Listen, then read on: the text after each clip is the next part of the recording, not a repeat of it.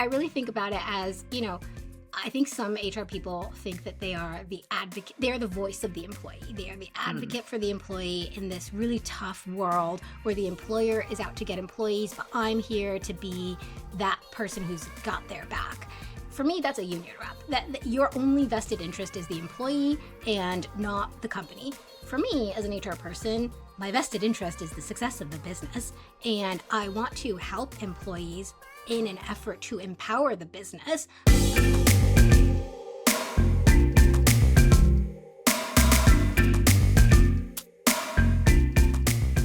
Hi, I'm excited for you to listen to a candid conversation that Melanie and I had about the idea of whether a company should have an employee's back, quote unquote.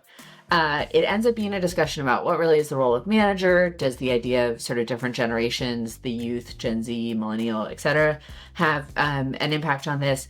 And at the end, just kind of talking about what is a really well-defined company culture and how can you find one that aligns to what you're looking for.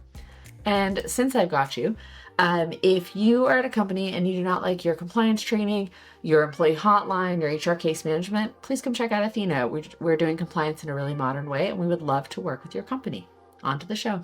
So we are talking about I would say the general theme of the your employees are not okay concept, sparked by a specific manifestation of this, a LinkedIn post, again, our favorite social media, that you saw and shared with me, and I was like, yep, this is a topic of conversation.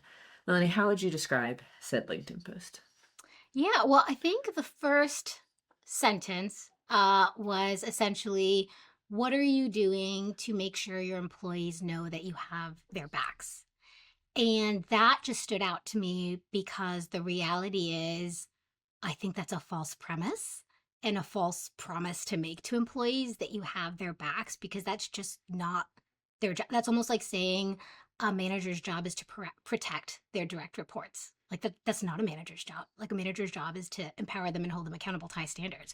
So, but the reason it stood out to me is because I don't think this person is atypical. I actually think a lot of people in the HR field, or a lot of people who think about the HR field, think that this is HR's role. Empowering feels more like, okay, Melanie, you're trying to level up your financial acumen. True.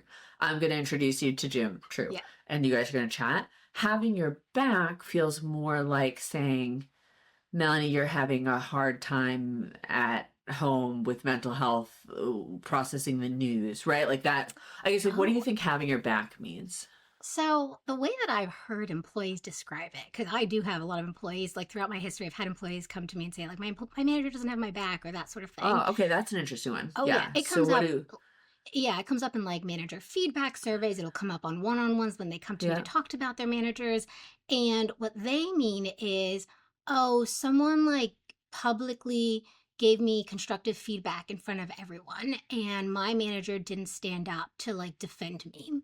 Or my manager, I had a heavy workload, and instead of my manager taking it, lightening my workload, they were like, well, we need to work on how to increase your efficiency so you can get it done. And so to them, they feel like that's not having my back because you're not on my side. It's sort of like a side choosing kind of situation. When I read the post, it also made me think of this discussion that I feel like happened a lot, pandemic, post-pandemic, kind of died down and then like resurged again, which is sort of like, how do you tolerate talking about politics at the office?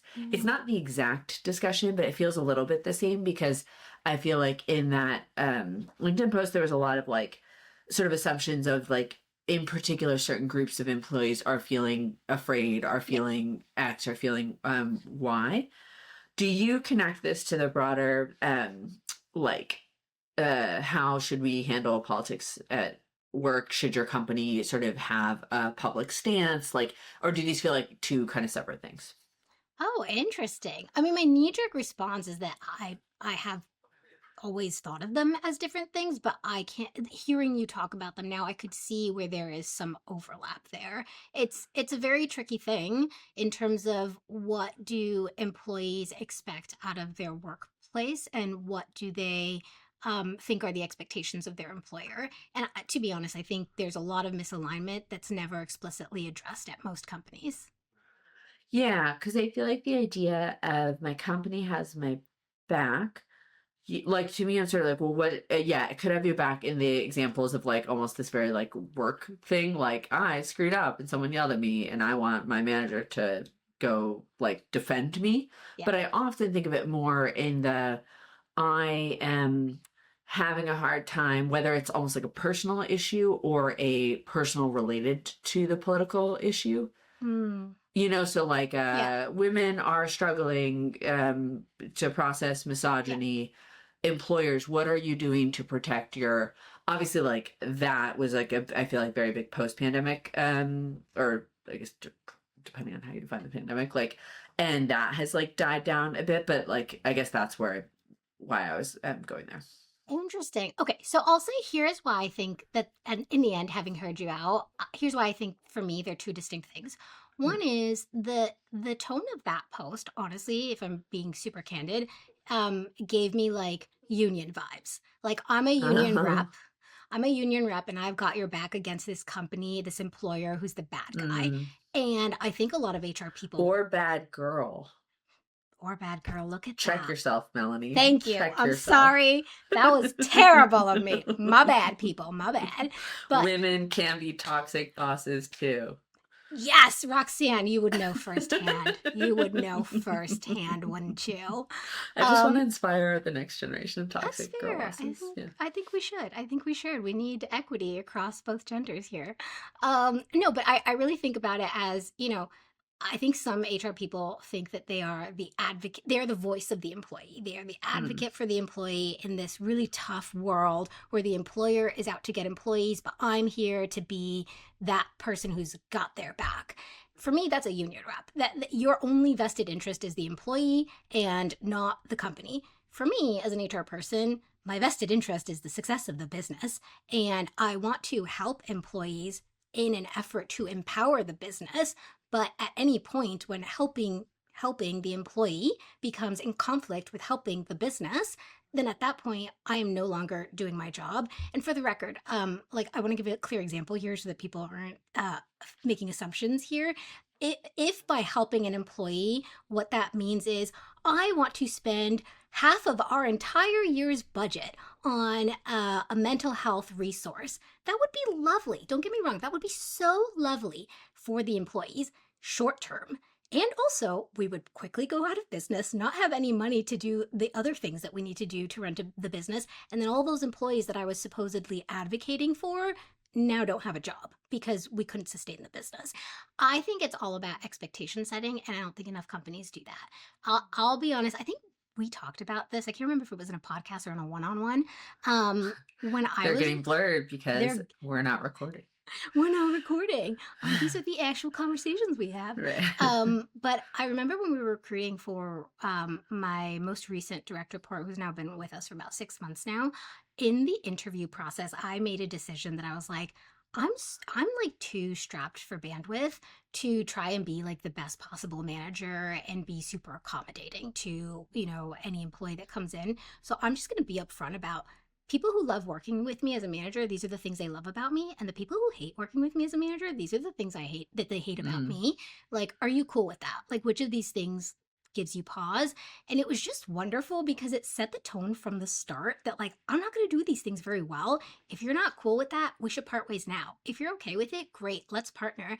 And I'll be honest, it's been working pretty great because I was not lying. There are some things that I just don't do very well as a manager, and my direct report is not upset about it because they knew coming into this that that would be the situation. And I think tying it back into Gen Z, I think a lot of people just don't set the expectations for Gen Z. This is the kind of company we are. Are you cool with that or are you not? And then Gen Z can say, okay, I want to opt in or I want to opt out. Totally.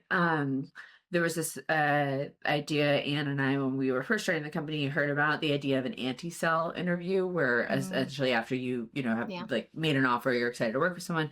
That we definitely did in our early roles of like all the things that might be hard about this role or the company, like just being really clear about, hey, like, we are early and here's like what we have not figured out. And I do think there's something pretty magical that happens when you do that because, yeah, you get people who opt in. You don't sort of feel like you were misled.